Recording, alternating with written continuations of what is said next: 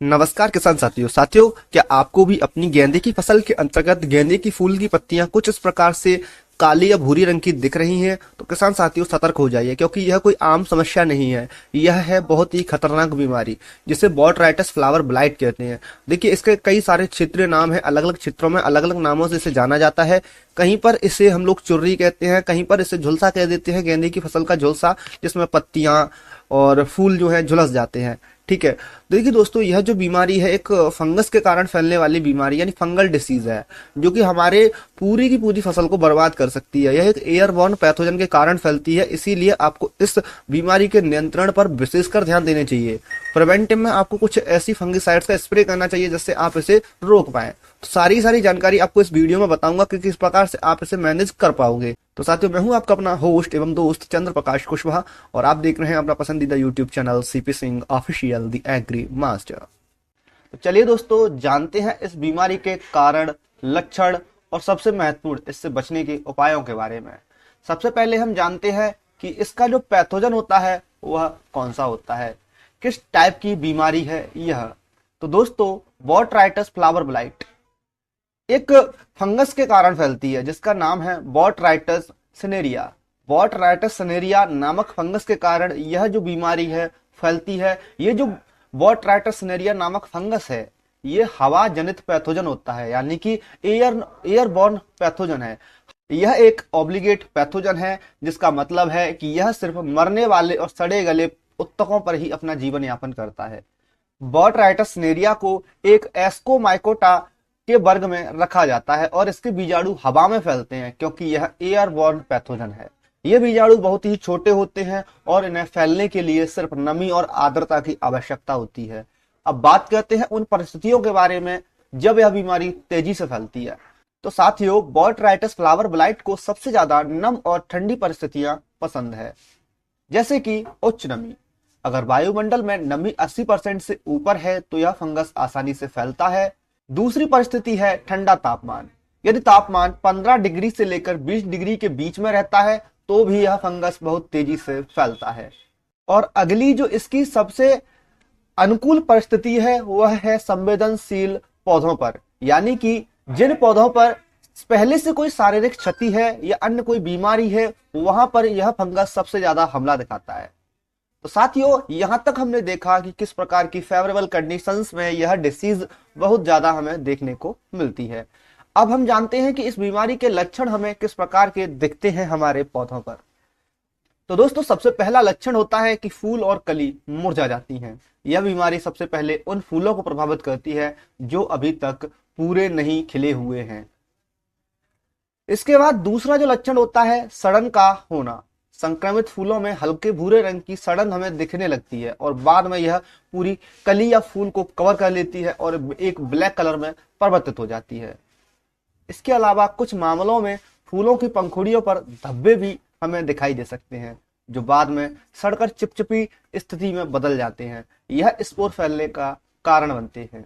इस बीमारी के कारण गहरे भूरे, सफेद या ग्रे रंग की फफूंदी दिखाई देती है, खासकर गीले और नमी वाले इलाकों में। तो साथियों, अब जानते हैं कि किस प्रकार से बॉटराइटस सिनेरिया जीवित रहती है तथा अपने आप को विकसित करती है, यानी कि फैलती है। तो साथियों, यह फंगस सर्दी में पुराने संक्रमित पौधों के अवशेषों में, मिट्टी में या मृत पत्तियों और फूलों में रह सकता है। यहां से यह मौसम के अनुसार फैलने के लिए तैयार हो जाता है। अब बात करते हैं कि किस प्रकार से इसके जो स्पोर्स होते हैं, बीजाणु होते हैं, वह फैलते हैं।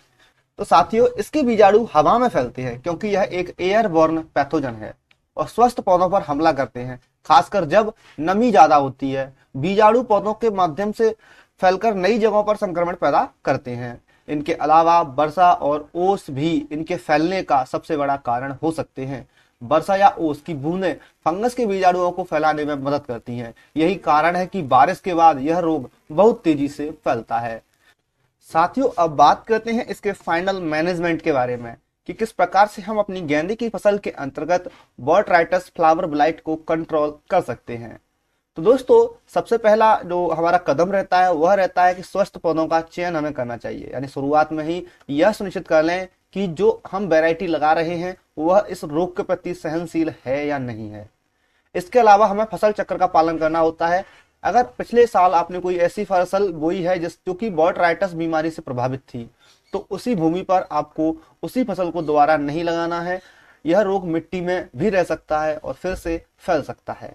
इनके अलावा नमीयुक्त वातावरण से बचें। जिस जगह पर आप गेंदे की खेती करते हैं वहां हवा का अच्छा संचरण और पर्याप्त धूप होनी चाहिए। जल भराव और अधिक नमी से बचना है आपको।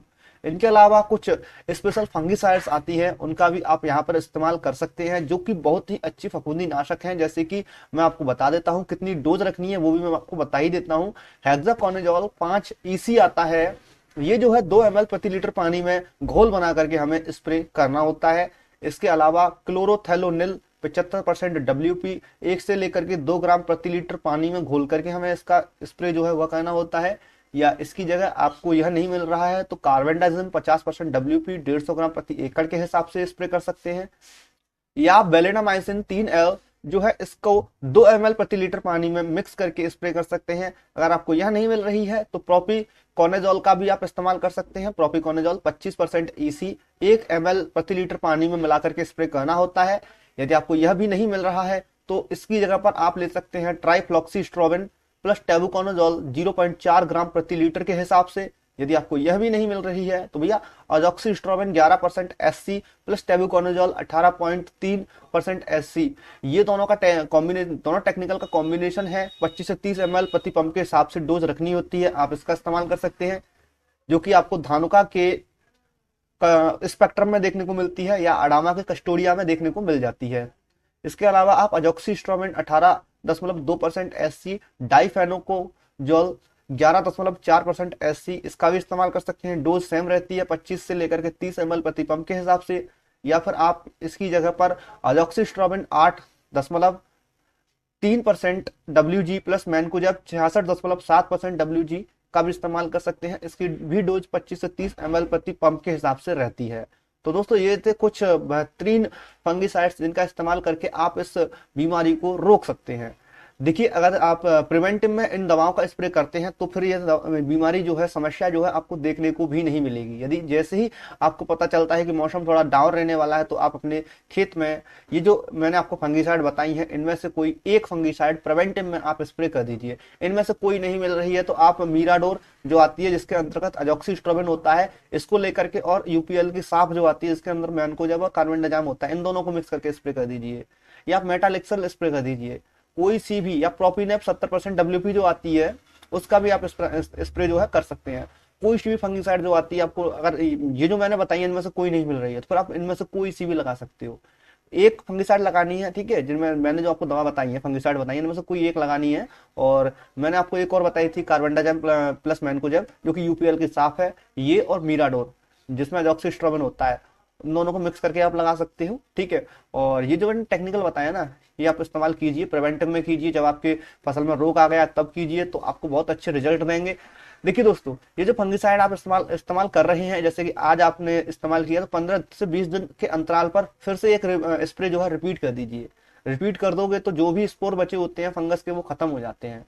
ओके, इसके अलावा आप जो भी संक्रमित कलियां हैं, फूल हैं उन्हें तोड़ करके हटा दीजिए, खेत से दूर कर दीजिए, ठीक है। और खेत के आसपास नहीं छोड़ने, क्योंकि एयरबॉर्न है, हवा के जरिए फिर से आपके खेत में जा सकते हैं। खेत से तोड़ करके बाहर कीजिए, बाहर मिट्टी में दबा दीजिए या जला दीजिए। ओके, इसके अलावा कृषि क्रियाएं जो है उनको सुधारें, जैसे कि पौधों की सही दूरी बनाए रखें ताकि हवा का प्रभाव अच्छा हो, नमी को कम किया जा सके। यह फंगस जल्दी से फैलता है तब पौधों के बीच में भीड़ भाड़ होती है, यानी कि जब हमारे पौधे जो हैं बहुत ही ज्यादा सघन होते हैं तो फिर ये फंगस बहुत तेजी से फैलता है।